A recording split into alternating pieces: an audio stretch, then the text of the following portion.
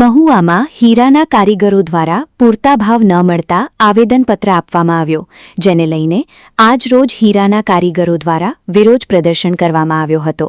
પોતાના કામ ધંધાઓ મૂકે રસ્તાઓ પર આજે પહોંચ્યા હતા, જેની જાણ મહુવા પોલીસના કરવામાં આવતા મહુવા પોલીસ તાત્કાલિક ઘટના સ્થળે પહોંચે છે. તેને લઈને મહુવા પોલીસ દ્વારા લોકોને રસ્તાઓ પરથી દૂર કરવાના પ્રયાસો કરવામાં આવ્યા હતા.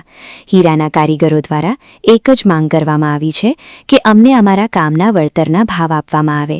પેલ, મથાળા, તળિયાના હીરાના કારીગરોએ હીરાના ભાવમાં અંદાજે 50% જેટલો ઘડતરનો વધુ આપવાની માંગ કરી છે અને આવનારા દિવસોમાં જો તમને પૂરતો ભાવ આપવામાં નહીં આવે તો કામ બંધ કરી દેવાની પણ એક ચીમકે ઉચ્ચારવામાં આવી રહી છે. હવે જોવાનું એ રહ્યું કે આવનારા દિવસોમાં તેમને 50% વધુ વળતરની માંગણીમાં કેટલો ભાવ વધારો કરવામાં આવશે. ત્યારબાદ કારીગરો દ્વારા એચટીએમને આવેદન આપવામાં આવ્યું હતું.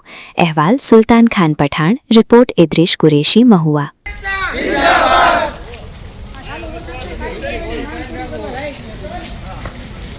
હવે કઈક આનો નિર્ણય આવે.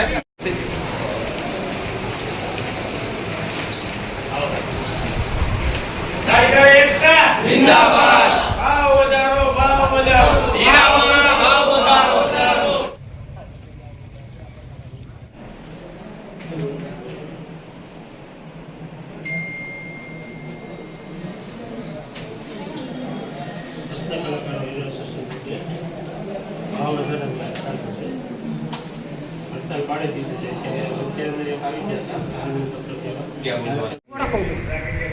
હું લાલો બારિયા, ગામ મહુવા, રત્ન કલાકાર, ડાયમંડ નગરમાં કામ કરું છું અને અમે ગયા બુધવારે પણ આવેદનપત્ર આપ્યું હતું મામલતદારને, પણ એનો હજી કાંઈ નિર્ણય આવ્યો નહીં. એટલા માટે અમે આજે હડતાલ પાડી અને બંધનું એલાન કર્યું છે અને અમે આજે પણ આવેદનપત્ર પાછું આપ્યું છે. તો તાત્કાલિક અમારો આનો નિર્ણય આવે અને અમને ભાવ વધે એવી અમારી માંગ છે. પ્રાંત અધિકારીને આજે અમે આવેદનપત્ર આપ્યું છે. હું ડાયમંડ વર્કરનો પ્રમુખ છું, ભગવાનદાસ જાણીધારિયા. અમે પહેલાં એક આવેદનપત્ર આપ્યું હતું, એમનો હજી અમને જવાબ નથી મળ્યો. તો કારીગરો પાછા બધા ભેગા થશે કે અમે પાછું બીજી વાર અમે આવેદનપત્ર આપ્યું છે. હવે અમારે આગળ પગલાં ન ભરવા પડે એ માટે અમે આપ્યું છે આવેદનપત્ર અને તાત્કાલિક આનો નિર્ણય લે સરકાર.